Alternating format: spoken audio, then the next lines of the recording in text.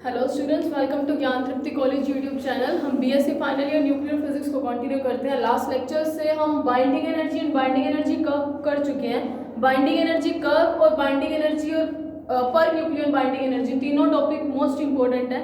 आज हम जो टॉपिक कर रहे हैं वो भी उन्हीं की तरह एक इंपॉर्टेंट टॉपिक है। रदरफोर्ड में न्यूक्लियर फिजिक्स में जितने टॉपिक करेंगे सारे के सारे आपके एग्जाम के पॉइंट ऑफ व्यू से इंपॉर्टेंट है, तो लेक्चर्स को ढंग से देखना। तो आज हम उन टॉपिक्स पे जाने से पहले हम न्यूक्लियर फोर्स की बात कर लेते हैं। नाभिकीय बल क्या होता है, पहले नाभिकीय बल देख लेते हैं, उसके बाद मैं आपको मेसोन थ्योरी करवाऊंगी तो आपको अच्छे से समझ आएगी। तो नाभिकीय बल क्या होते हैं? न्यूक्लियर फोर्सेस, हिंदी में बोलते हैं नाभिकीय बल, ठीक है। अब न्यूक्लियर फोर्स या नाभिकीय बल होता क्या है? अपने को पता है कि न्यूक्लियस के अंदर क्या पड़े होते हैं। अगर किसी का कोई भी केमिकल एलिमेंट्स कुछ इस तरीके के हो एक्स ए जेड, यानी कि इसके अंदर जेड प्रोटॉन और ए माइनस जेड न्यूट्रॉन्स पड़े। न्यूट्रॉन्स तो चलो छोड़ो, न्यूट्रल पार्टिकल्स है, कोई चार्ज ही नहीं है, चार्ज लेस है ये।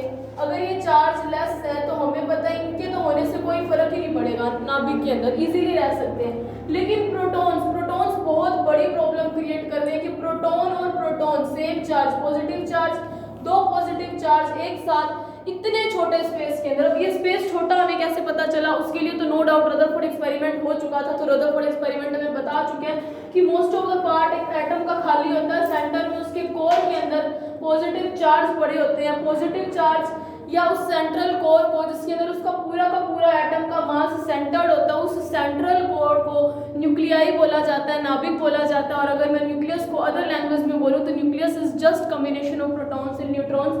प्रोटॉन और न्यूट्रॉन का एक कॉम्बिनेशन है या एक प्रोटॉन और न्यूट्रॉन से मिलकर बनी हुई कोई चीज है जिसको हम नाभिक बोलते जा रहे हैं। तो नो डाउट हमें ये पता था कि स्पेस छोटा है, क्योंकि रदरफोर्ड एक्सपेरिमेंट ने दो ही चीजें बताई थी, एक साइज और एक आप ये बोल सकते हो एग्जिस्टेंस।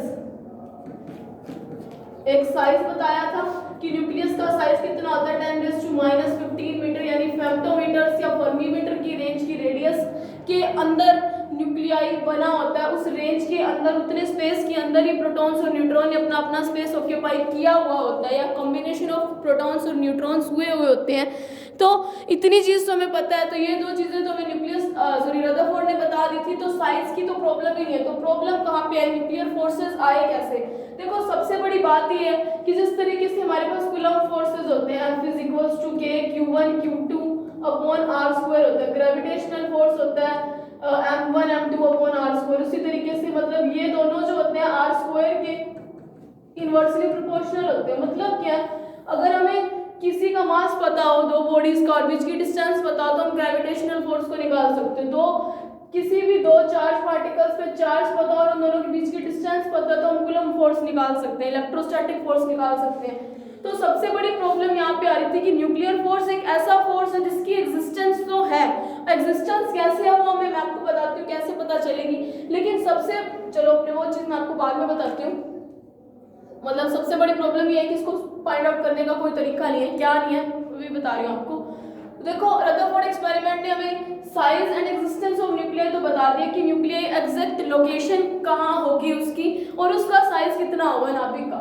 लेकिन ये चीज तो कोई नहीं बता पाया कि इतने सारे प्रोटॉन्स, न्यूट्रॉन्स तो चलो पड़े चार्जलेस पार्टिकल्स हो सकते हैं, इतने छोटे स्पेस के अंदर रह सकते हैं, लेकिन प्रोटॉन्स ये तो पॉजिटिवली चार्ज पार्टिकल है। तो इलेक्ट्रोस्टैट तो हमारे पास आई हुई थी। इलेक्ट्रोस्टैट तो यही बताती है पॉजिटिव चार्ज, दो इक्वल सेम चार्ज एक दूसरे को रिपल करेंगे और अपोजिट चार्ज एक दूसरे को अट्रैक्ट करेंगे। तो फिर इतने सारे प्रोटॉन्स एक साथ कैसे रह रहे हैं इस न्यूक्लियर के अंदर? और ऐसा भी नहीं है कि न्यूक्लियर का एग्जिस्टेंस नहीं, अगर एग्जिस्टेंस ही ना होता तो न्यूक्लियर ना होता तो हमारे पास कंपाउंड्स कैसे बनते? क्योंकि कंपाउंड बने मॉलिक्यूल से, मॉलिक्यूल बने एटम से, एटम के अंदर क्या न्यूक्लियाई। अगर न्यूक्लियाई ही एग्जिस्टेंस में ना हो या यही एक स्टेबल कंपाउंड ना हो तो अपने कैसे कह सकते हैं कि ये पूरा यूनिवर्स बन सकता है? तो वो चीज भी नहीं है। तो फिर देखा गया कि कुछ ऐसा हो रहा है, कुछ ऐसी इंटरेक्शन चल रही है जिसके कारण इतने सारे पॉजिटिव चार्ज पार्टिकल इतने छोटे स्पेस, फेम्टोमीटर रेंज के अंदर रह रहे हैं। फेम्टोमीटर या फर्मीमीटर या फर्मी रेंज मतलब 10⁻⁻15, एक बटा कितने सारे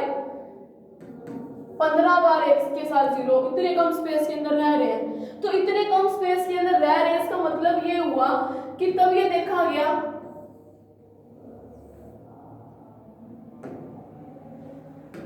कि इतने कम स्पेस के जेड प्रोटॉन्स और ए माइनस जेड न्यूट्रॉन्स रह रहे हैं, इसका मतलब ये हुआ कि इन प्रोटॉन और न्यूट्रॉन्स के बीच में कुछ ना कुछ इंटरेक्शन चल रही है। इस इंटरेक्शन या अंतर क्रिया के कारण ही इतने सारे प्रोटॉन्स एक दूसरे के साथ एक नाभिक के अंदर न्यूक्लियाई में रह सकते हैं या नाभिक बना सकते हैं। तो तब ये देखा गया कि नाभिक के अंदर एक ऐसा बल काम करता है, नो डाउट शॉर्ट रेंज बल है। शॉर्ट रेंज फोर्स क्यों है? क्योंकि वो 10 की पावर -15 मीटर के अंदर रह रहे हैं इतने सारे प्रोटॉन। तो ये माना गया एक्सपेरिमेंटल बेसिस थे, कोई एग्जैक्ट फॉर्मूला नहीं आया था नाभिकीय बल का, और आज तक भी नहीं है नाभिकीय बल फाइंड आउट करने का कोई फॉर्मूला। जिस तरीके से हमारे पास जैसे इलेक्ट्रोस्टैटिक फोर्स निकालना है तो उसका फॉर्मूला है, ग्रेविटेशनल फोर्स निकालना है तो उसका भी फॉर्मूला हमारे पास है, लेकिन अगर हमें न्यूक्लियर फोर्स निकालना हो किसी एटम के लिए तो उसका कोई भी फॉर्मूला नहीं है कि कुछ एक दो चीजें आपको पता हो उसके बेसिस पे आप नाभिकीय बल की वैल्यू निकाल लो, बिल्कुल भी ऐसा पॉसिबल ही नहीं है। तो नाभिकीय बल क्या देखा गया कि ऐसा माना गया कि इतने कम स्पेस के अंदर इतने सारे पॉजिटिवली चार्ज पार्टिकल इतने माइनर स्पेस के अंदर और स्टेबिलिटी के साथ रह रहे हैं। ऐसा नहीं है कि 100 प्रोटॉन एक साथ लाके रख दिए तो वो एक दूसरे से को रिपल करें और दूर भाग जाए, नाभिक कभी बनेगा ही नहीं, लेकिन बनता है। उसका रीजन ये है कि इन पार्टिकल्स के बीच में कोई ना कोई इंटरेक्शन चलती रहती है। वो इंटरेक्शन कैसे चलती है वो मिसोन थ्योरी बताएगी, वो कैसे बताएगी मैं आपको वो भी आज टॉपिक करवाऊंगी। तो इंटरेक्शन चलती रहती है, इसी इंटरेक्शन के कारण नाभिक के अंदर इतने सारे प्रोटॉन एक साथ रह सकते हैं। तो न्यूक्लियर फोर्स बोला जाए तो न्यूक्लियर फोर्स कैसे फोर्स है? शॉर्ट रेंज फोर्स है। और हमेशा कैसे है? अगर देखो, अगर ये इसकी वैल्यू जो है अगर चेंज होती रहे न्यूक्लियर फोर्स की तो फिर तो चीज खत्म होगी कि इतने सारे प्रोटॉन्स एक साथ रह नहीं पाएंगे। तो न्यूक्लियर फोर्स की कुछ खासियत है कि पहली तो क्या है, वो हमेशा अट्रैक्टिव इन नेचर रहेंगे, हमेशा आकर्षित ही अट्रैक्टिव नेचर रहेगी कि चाहे यानी कि चार्ज इंडिपेंडेंस है।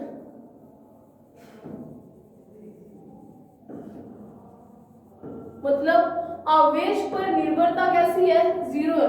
अब अगर न्यूक्लियर फोर्स ऐसे फोर्स हैं जो शॉर्ट रेंज फोर्स है, क्योंकि पता है हमें 10 की पावर -15 मीटर की रेंज में काम कर रहे हैं। दूसरा क्या? अट्रैक्टिव नेचर क्या? मतलब प्रोटॉन पॉजिटिव चार्ज हो चाहे नेगेटिव चार्ज हो, पार्टिकल्स के ऊपर चार्ज कैसा भी हो चाहे न्यूट्रल क्यों ना, हमेशा अट्रैक्शन ही होगा। अगर आकर्षण ना हो तो नाभिक कभी बन ही नहीं पाएगा। तो ये न्यूक्लियर फोर्सेस होते हैं, शॉर्ट रेंज फोर्सेस होते हैं। और सबसे बड़ी खासियत ये है कि ये चार्ज इंडिपेंडेंस होते हैं। मतलब अब प्रोटॉन पे पॉजिटिव चार्ज का कोई मतलब ही नहीं बैठता, कोई मतलब ही नहीं बैठेगा दो प्रोटॉन्स के ऊपर पॉजिटिव चार्ज होने का। वैसे देखा जाए तो अगर दो प्रोटॉन्स के बीच में 1 फेम्टोमीटर की डिस्टेंस होना तो कितना इलेक्ट्रोस्टैटिक फोर्स काम करता है? 230 न्यूटन इलेक्ट्रिक फोर्स काम करता है उस टाइम। अगर 230 न्यूटन, जैसे आपको चार्ज और प्रोटॉन्स पता है और आपको डिस्टेंस मैंने दे दी कि 1 फर्मी है, तो उस बेस पे आप अगर इस फोर्स की वैल्यू निकालोगे ना इलेक्ट्रोस्टैटिक फोर्स की तो उसकी 230 न्यूटन आती है। मतलब इतने एक फर्मी अगर रेडियस हो यानी कि 10 की पावर -15 मीटर रेडियस के अंदर कुछ प्रोटॉन्स पड़े हैं तो वो प्रोटॉन एक दूसरे को रिपल कर रहे हैं किस फोर्स से? 230 न्यूटन की फोर्स से, लेकिन फिर भी ये एक नाभिक को बना रहे हैं। इसका रीजन ये न्यूक्लियर फोर्स होता है, नाभिकीय बल होते हैं। नाभिकीय बलों की एग्जिस्टेंस ही ये दिखाती है कि इतने कम स्पेस के अंदर इतने सारे प्रोटॉन्स यानी पॉजिटिवली चार्ज पार्टिकल कूलाम के हिसाब से एक दूसरे को रिपल करने चाहिए लेकिन एक साथ रह रहे हैं। उसका रीजन क्या है कि न्यूक्लियर फोर्स कैसे होते हैं? अट्रैक्टिव इन नेचर होते हैं और चार्ज इंडिपेंडेंस होते हैं। मतलब चार्ज आवेश पर निर्भरता नहीं होती इनकी। इसका मतलब ये होता है कि चाहे प्रोटॉन्स के बीच में दो पार्टिकल्स के बीच में चार्ज पॉजिटिव हो चाहे नेगेटिव पॉजिटिव, चाहे नेगेटिव हो, चाहे वो न्यूट्रल ही क्यों ना हो, हमेशा एक दूसरे को आकर्षित करेंगे। अगर आकर्षित करेंगे तभी वो इतने कम स्पेस के अंदर रह सकते हैं। तो ये न्यूक्लियर फोर्स होते हैं। लेकिन न्यूक्लियर फोर्स के लिए एक प्रॉब्लम ये है कि थ्योरेटिकली बेसिस पे तो हम न्यूक्लियर फोर्स बोल सकते हैं एग्जिस्टेंस में, और अगर वैसे भी देखा जाए तो हमारे पास इतने सारे कंपाउंड्स हैं कि हम ये बोल नहीं सकते कि नाभिकीय बल हो ही नहीं सकते।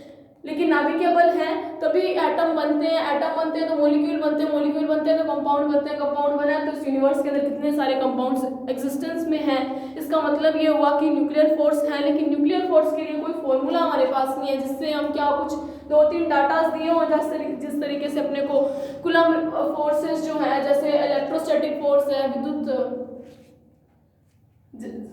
स्टैटिकी में जो अपने कूलम बल निकालते हो तो वहाँ पे दो चार्ज पार्टिकल्स की चार्ज पता और उनके बीच की डिस्टेंस पता तो हम कूलम फोर्स निकाल सकते हैं। लेकिन न्यूक्लियर फोर्स के लिए ऐसी कोई चीज़ अवेलेबल ही नहीं है कि आप कोई 2-3 डाटा आपको दिए जाए और आप उसकी वैल्यू निकाल दो, तो हमेशा शॉर्ट रेंज के होंगे। और दूसरी चीज ये होती है कि न्यूक्लियर फोर्स जो है इस यूनिवर्स में सबसे स्ट्रॉन्ग फोर्स है, ठीक है।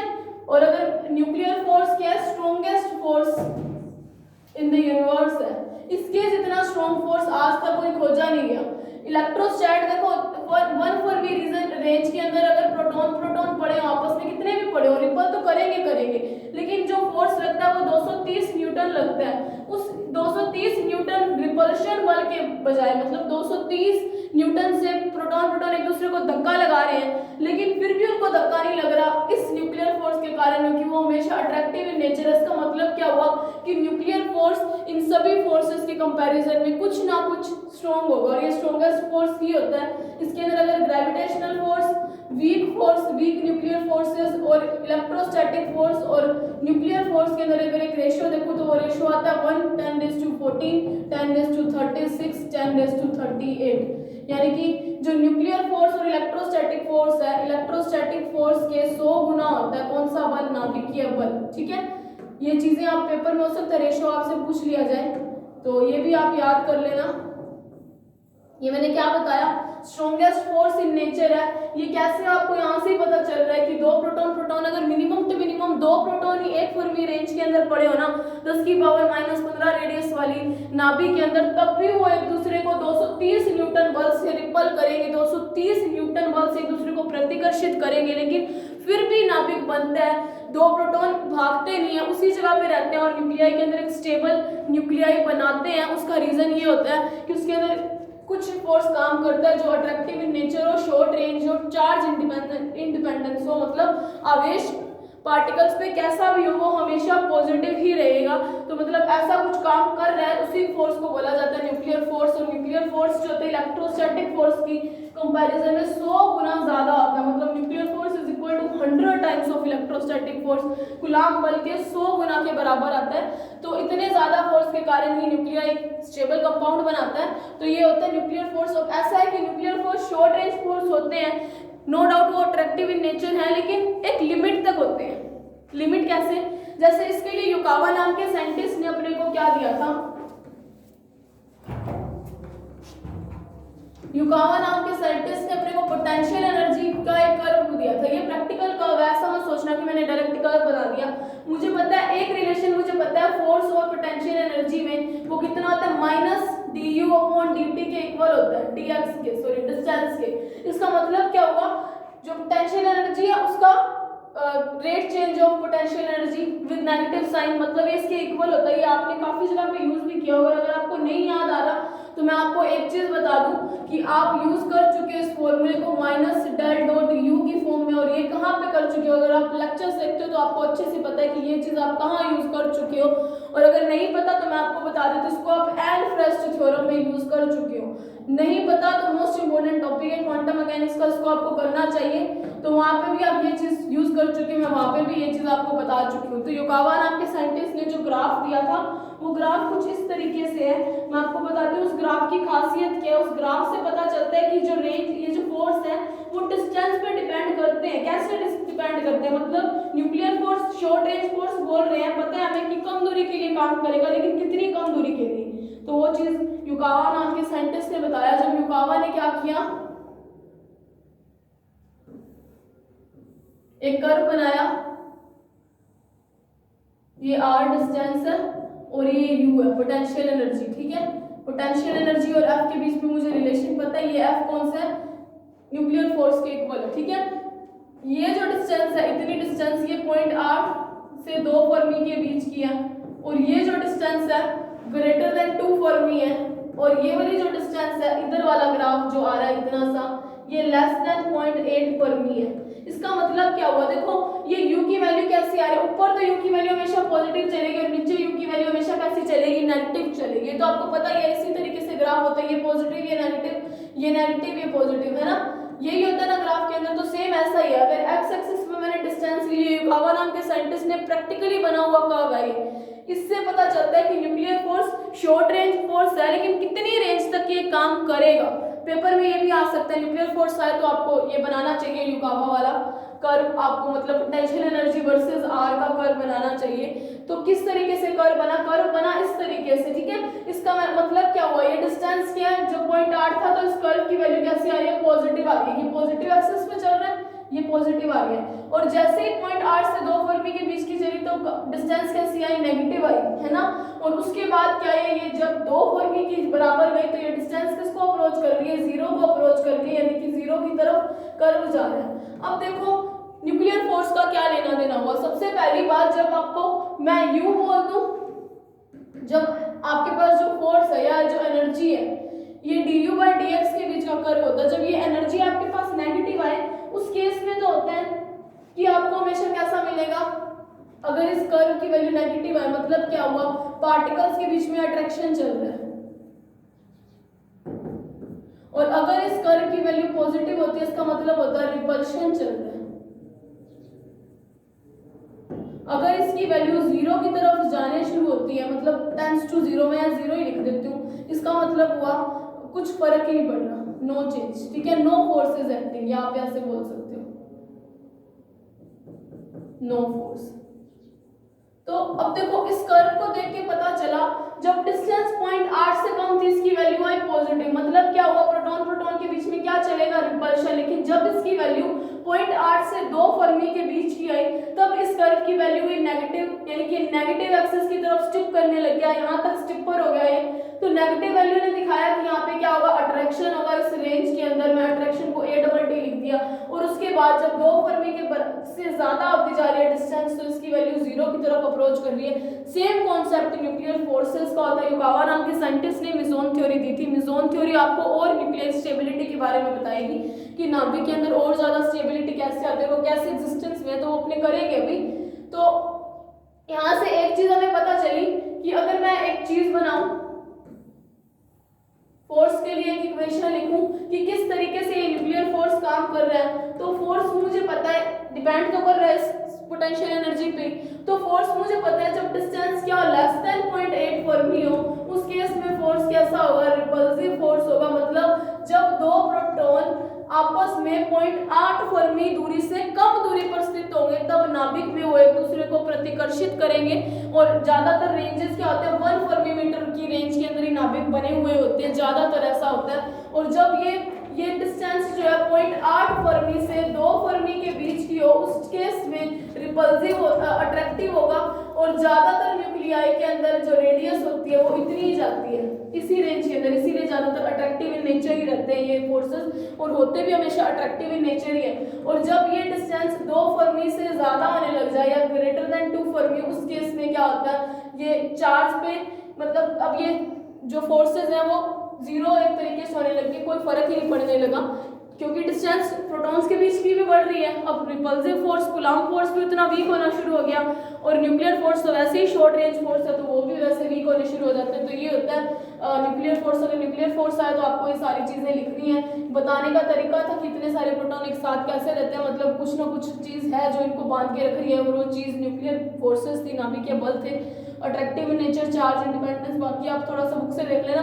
और ये युकावा का जो कर्व था मैंने वो बता दिया आपको, और मैंने ये रेशियो भी बताया कि किस तरीके से एक दूसरे पे डिपेंड करते हैं। तो स्पिन पे भी इंडिपेंडेंस होती है, इनकी प्रॉपर्टीज सैचुरेटेड प्रॉपर्टीज होती है, संतृप्तता का गुण दिखाते हैं सारे के सारे नाभिकीय बल। तो ये चीजें आप बाकी जो चीजें उसको थोड़ा सा बुक से देख लेना। तो अभी अपने करते हैं मेसोन थ्योरी। मेसोन थ्योरी भी मोस्ट इंपोर्टेंट है। मेसोन थ्योरी को मेसोन थ्योरी या फिर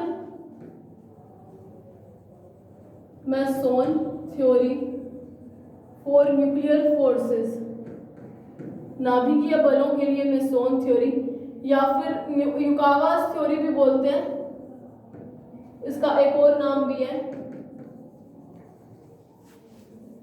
युकावास मेसोन थ्योरी, एक और नाम भी आएगा,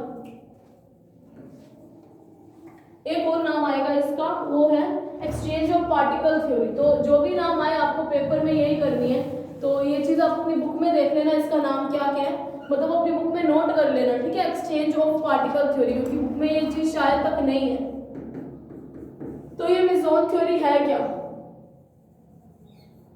सबसे पहली बात, तीनों थ्योरीज एक है। युकावा नाम के साइंटिस्ट ने थ्योरी दी थी जिसको आपके एग्जाम में या तो सीधा आ सकता है नाभिकीय बलों के लिए मेसोन थ्योरी लिखो, या आ सकता है युकावा की मेसोन थ्योरी लिखिए, या आ सकता है एक्सचेंज ऑफ पार्टिकल थ्योरी बताइए, यानी कि कणों की एक्सचेंज होने की, पार्टिकल यानी कि कण ही होते हैं, तो कणों के एक्सचेंज होने की थ्योरी बताइए। तो वो चीज अपने करते हैं मेसोन थ्योरी क्या है। तो देखो मेसोन ने या युकावा नाम के साइंटिस्ट ने इन्हीं न्यूक्लियर फोर्सेस पे ही हमारे लिए एक थ्योरी लेके आया। इसने ये देखा कि अपने ये चीज बोल रहे हैं कि न्यूक्लियर फोर्सेस कैसे हैं, अट्रैक्टिव इन नेचर है, यानी कि हमेशा आकर्षित करेंगे। और दूसरी चीज इनकी खासियत क्या है, शॉर्ट रेंज इन नेचर है, यानी कि कम टाइम के अंदर, कम स्पेस के अंदर ये वर्क करते हैं। तीसरी चीज क्या है, आवेश पर निर्भरता कैसी है, जीरो है। आवेश निर्भरता में क्रॉस लिख देती हूँ। तो मतलब क्या हुआ, युकावा नाम के साइंटिस्ट ने इसी न्यूक्लियर फोर्स को पढ़ने के लिए एक थ्योरी दी थी, मेसोन नाम क्यों दिया अभी आएगा। तो देखो युकावा ने क्या माना, युकावा ने मान लिया कि नाभिक है ये, ठीक है, उसके अंदर कोई जेड प्रोटॉन है और a माइनस जेड न्यूट्रॉन्स, ठीक है, इतने ही होंगे। अगर सिंबल ऐसा हो XA, ठीक है, मास नंबर A, तो नंबर ऑफ न्यूट्रॉन निकालना है तो a माइनस जेड कर दूंगी, और एटॉमिक नंबर ही उसका नंबर ऑफ प्रोटॉन्स के इक्वल आता है। तो युकावा ने क्या देखा, उसने माना कि अगर इतने सारे प्रोटॉन्स हैं और ये बोला जा रहा है कि नाभिकीय बल आया क्यों, प्रोटॉन और न्यूट्रॉन की अंतःक्रिया के कारण, उन दोनों ने आपस में कोई इंटरेक्शन की जिसके कारण हमारे पास न्यूक्लियर फोर्स एग्जिस्टेंस में आया। तो देखा क्या गया, मान लो कि हमारे पास ये जो न्यूट्रॉन है और ये जो प्रोटॉन है, ये आपस में क्या करेंगे, किसी पाई पार्टिकल्स का एक्सचेंज करेंगे। और अगर ढंग से देखें, एक्सचेंज करते हैं, इसीलिए इसका नाम एक्सचेंज थ्योरी ऑफ पार्टिकल भी आता है। पाई पार्टिकल्स क्या, आप ये देखो, ये एलिमेंट्री पार्टिकल आपके अभी सिलेबस में ही नहीं है, आप अभी तक इनको पाई पार्टिकल्स ध्यान रखो। जब आप एमएससी करोगे तो फाइनल ईयर में आपके पास आएगी एलिमेंट्री फिजिक्स, उसमें अंदर आप एलिमेंट्री पार्टिकल्स के बारे में, तो आपको वहाँ पे एलिमेंट्री पार्टिकल के बारे में सब कुछ पता चलेगा, कौन से फर्मियोन्स होते हैं, कौन से बोसॉन्स होते हैं, कौन से मेसॉन्स होते हैं, किनका स्पिन कैसा होता है, इनकी प्रॉपर्टीज क्या है। तो अभी के लिए आप इतना ध्यान रख लो कि युकावा ने क्या देखा, कि उसने माना कि पार्टिकल्स की इंटरेक्शन के कारण ही नाभिकीय बल बन रहे हैं। तो मतलब ये हुआ कि कौन से पार्टिकल की इंटरेक्शन, तब युकावा नाम के साइंटिस्ट ने बताया कि न्यूट्रॉन और प्रोटॉन के बीच में पार्टिकल्स की इंटरेक्शन चल रही है, न्यूट्रॉन और प्रोटॉन के बीच में अंतःक्रिया हो रही है। और अंतःक्रिया हो कैसे रही है, पाई पार्टिकल्स के एक्सचेंज के कारण। पाई पार्टिकल्स को बोला जाता है, पाई को क्या लिखते हैं, PI, पाई लिखते हैं ना, तो उसको या तो पाई मेसोन बोला जाता था, पुराना नाम तो इनका ये होता था, और अभी इन पार्टिकल्स को पाईओन्स बोला जाता है, पायोन्स, इसको हिंदी में पायोन, ठीक है, आप इंग्लिश में याद करें ना, पायोन्स। और इनको पुराना नाम पाई मेसोन्स होता था, क्योंकि इनका नाम मेसोन होता था, इसीलिए इसका नाम मेसोन थ्योरी रखा गया। या फिर युकावा ने दी थी, इसीलिए इसका नाम युकावा मेसोन थ्योरी रखा गया। एक्सचेंज ऑफ पार्टिकल इसलिए बोला गया क्योंकि न्यूट्रॉन और प्रोटॉन आपस में इंटरेक्शन करते हैं। अंतःक्रिया होती कैसे है, एक्सचेंज ऑफ पाई पार्टिकल्स के कारण होती है। इसका मतलब क्या हुआ, अगर और ढंग से देखें तो युकावा ने हमें ये चीज बताई कि न्यूक्लियस के अंदर क्या है, इंटरेक्शन चलती है, इंटरेक्शन चल रही है, किसके अंदर, न्यूट्रॉन और प्रोटॉन के अंदर। इसी रीजन से हमने क्या बताया, एग्जिस्टेंस ऑफ न्यूक्लियर फोर्सेस है। इंटरेक्शन होती कैसे है, पाई पार्टिकल के कारण। इसका मतलब क्या हुआ, युकावा ने जब इसकी स्टडी की नाभिक की, तो युकावा ने बोला कि न्यूट्रॉन्स क्या है और प्रोटॉन्स क्या है। ये न्यूट्रॉन लगातार प्रोटॉन्स में बदलते रहते हैं और प्रोटॉन लगातार न्यूट्रॉन में बदलते रहते हैं, या न्यूट्रॉन लगातार न्यूट्रॉन में या प्रोटॉन लगातार प्रोटॉन में बदलते रहते हैं। मतलब क्या हुआ, न्यूट्रॉन या तो प्रोटॉन में बदलेगा, प्रोटॉन या तो न्यूट्रॉन में बदलेगा, न्यूट्रॉन या तो फिर से न्यूट्रॉन में बदल जाएगा, प्रोटॉन या तो फिर से प्रोटॉन में बदल जाएगा। तो इस तरीके से इंटरेक्शन चलती रहती है। न्यूट्रॉन प्रोटॉन में बदलता है, उतने प्रोटॉन न्यूट्रॉन में बदल जाते हैं, या न्यूट्रॉन न्यूट्रॉन में बदलते हैं तो प्रोटॉन न्यूट्रॉन में बदलना शुरू हो जाता है। और इन सारे केसेस के अंदर कुछ ना कुछ पाई कणों का आदान प्रदान चलता रहता है, और आदान प्रदान चलने के कारण इसका नाम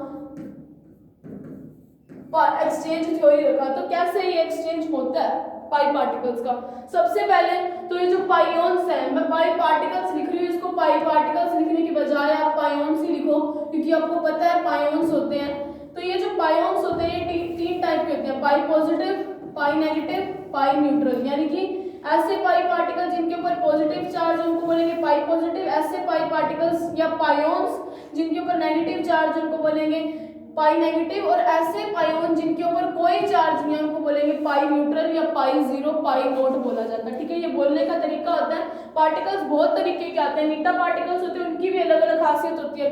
तो अभी के लिए आप इतना ही ध्यान रखो। ये बाबा ने क्या बोला कि न्यूट्रॉन और प्रोटॉन के बीच में कुछ पाई पार्टिकल्स का एक्सचेंज चल रहा है और कैसे एक्सचेंज होगा वो देखते हैं। और उसने क्या देखा कि नाभिक के अंदर ये वास्तव में होता है, नाभिक के अंदर वास्तव में होता है कि न्यूट्रॉन प्रोटॉन में बदलते रहते हैं, प्रोटॉन न्यूट्रॉन में बदल रहते हैं, फिर न्यूट्रॉन न्यूट्रॉन या प्रोटॉन प्रोटॉन में ये एक्सचेंज ऑफ पार्टिकल चलता रहता है। इसी के कारण नाभिक एक स्टेबल कंपाउंड है, नाभिक एग्जिस्टेंस में आता है। अभी कैसे चलता रहता है तो ये देखते हैं। ऐसे होता है कि मान लिया कि एक प्रोटॉन है, अब पहले तो मैं बता रही हूँ conversion of proton into neutron, मतलब प्रोटॉन को मैं न्यूट्रॉन में बदल रही हूँ। तो मैंने एक प्रोटॉन ले लिया, एक न्यूट्रॉन ले लिया, ठीक है। मेरे पास मुझे ये पता है प्रोटॉन न्यूट्रॉन में या न्यूट्रॉन प्रोटॉन में या न्यूट्रॉन न्यूट्रॉन और प्रोटॉन प्रोटॉन में कैसे बदलेंगे एक ही कंडीशन में, जब वो क्या करें आपस में पाई पार्टिकल्स का एक्सचेंज करें। तो पाई पार्टिकल 3 टाइप के थे, pi positive, pi negative and pi neutral या पाई जीरो बोलो, ठीक है। तो प्रोटॉन को न्यूट्रॉन में बदलना है, इसका मतलब क्या हुआ, ऐसा होगा कि प्रोटॉन के ऊपर चार्ज कैसा है, पॉजिटिव। तो जब प्रोटॉन न्यूट्रॉन में बदलेगा तो वो इस तरीके से बदलेगा, न्यूट्रॉन मतलब न्यूट्रल जीरो चार्ज, अब इसके पास एक पॉजिटिव चार्ज था तो मतलब पाई पॉजिटिव दे देगा, ठीक है। बैलेंस हो गया क्या चार्ज, यहाँ पे एक प्लस चार्ज था न्यूट्रॉन पे तो जीरो, यहाँ पे पॉजिटिव, मतलब बैलेंस कंडीशन चल रही है। अगर न्यूट्रॉन को प्रोटॉन में बदलना तो न्यूट्रॉन कैसे बदलेगा, एक प्रोटॉन लेगा, चार्ज इसके ऊपर कैसे है जीरो, मुझे यहाँ पे भी क्या चाहिए, बैलेंस कंडीशन के लिए जीरो चार्ज चाहिए।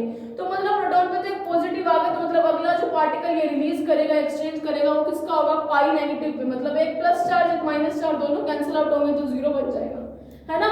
और अगर मेरा न्यूट्रॉन न्यूट्रॉन में बदले, इसका मतलब क्या हुआ, यहाँ पे भी जीरो चार्ज, यहाँ पे भी जीरो चार्ज। जब पाई पार्टिकल्स कैसे अपना इंटरेक्शन दिखाएंगे तो एक आएगा पाई जीरो, तो मतलब zero zero zero balance condition. Neutron कैसे बदला, इस तरीके से। और अगर प्रोटॉन को प्रोटॉन में बदलना तो एक प्रोटॉन प्लस पाई जीरो।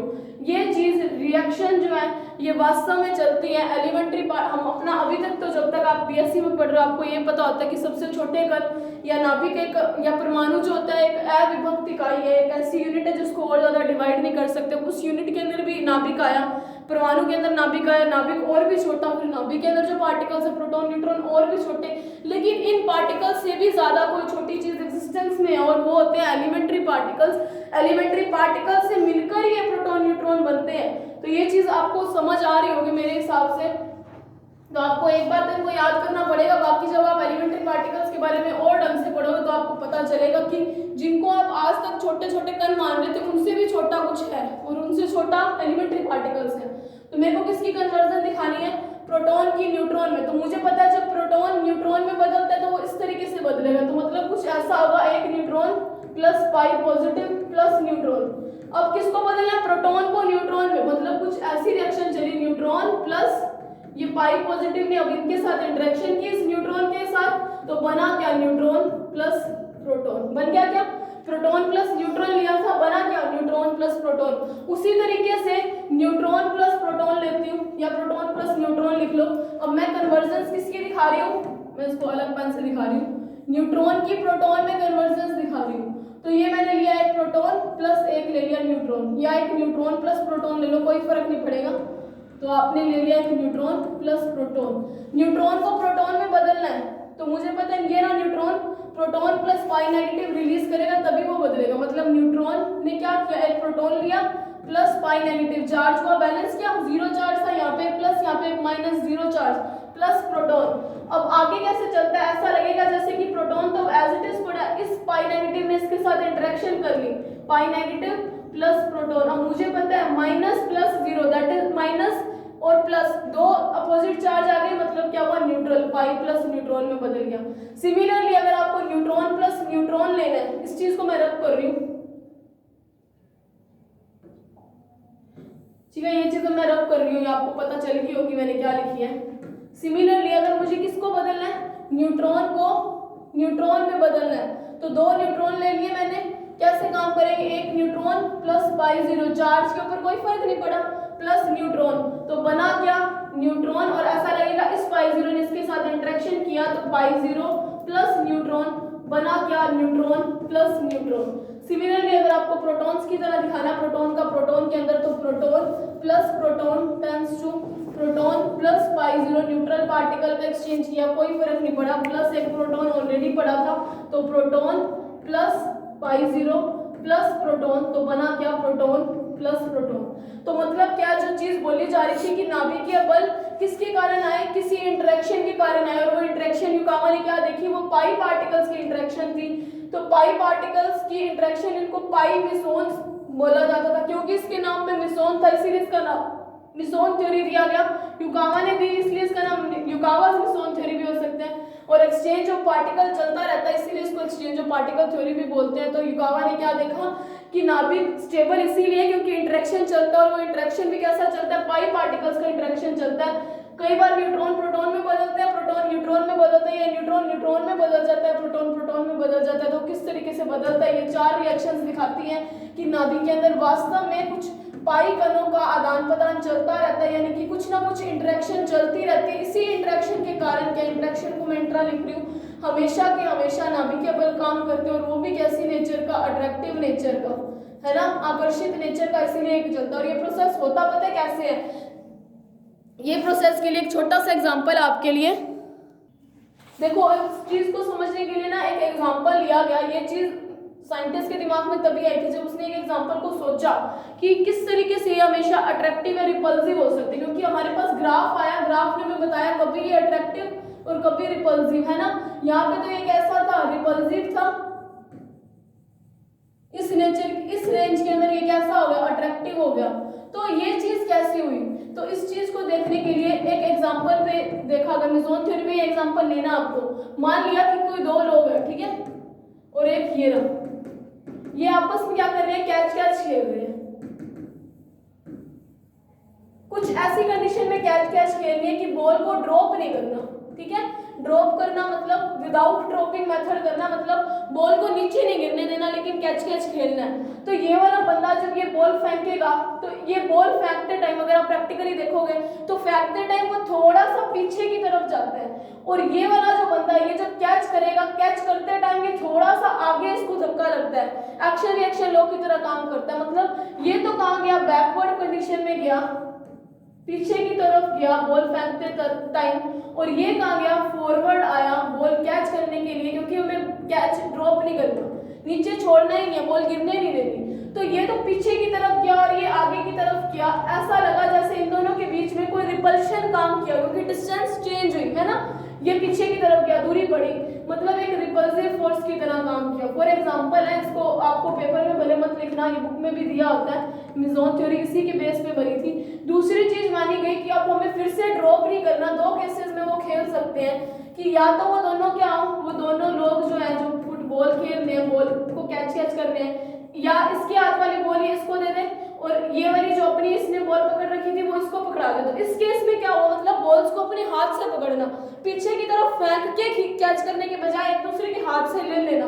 तो इस केस में ये क्या किया, दोनों ही एक दूसरे के पास आए, तो ऐसा लगा जैसे अट्रैक्टिव नेचर का काम कर रहे हैं, है ना। तो इसी से समझा गया कि सेम तरीके का नाभिक के अंदर कॉन्सेप्ट चल रहा है कि पाई पार्टिकल्स का एक्सचेंज चलता जा रहा है। प्रोटॉन न्यूट्रॉन में बदलते हैं तो हमारे पास कुछ पाई पॉजिटिव पार्टिकल रिलीज होते जा रहे थे। जब न्यूट्रॉन प्रोटॉन में बदल रहे थे तो कुछ पाई नेगेटिव रिलीज होते रहते थे। जब ये दोनों आपस में इस तरीके के रिएक्शन कर रहे थे तो पाई जीरो न्यूट्रल पार्टिकल रिलीज हो रहे थे। तो माना गया, इसी एग्जांपल के बेस पे देखा गया कि शायद इसीलिए ये जो कर्व इस तरीके के आया कि या तो वो थोड़ी डिस्टेंस से पार्टिकल का एक्सचेंज करे तो हमेशा रिपल्सिव रहेगा, और अगर डिस्टेंस कम कर दिया जाए, एक दूसरे को और पास ले आए, तो मतलब वो अट्रैक्टिव होगा। तो उसके बेस पे ये दिया गया। ये एग्जांपल आप बेशक कॉपी में मत लिखना अपनी, मतलब नोट्स में, जब आप पेपर में अगर आपके पास आए। तो मिसोन थ्योरी और न्यूक्लियर फोर्सेस कंप्लीट होते हैं। तो मेरे हिसाब से आपको आज के लिए ये चीज़ समझ आ गई हो। बाकी अगर ना आई हो तो आप वीडियो को वापस से देखो। तो that's it for today, thank you very much.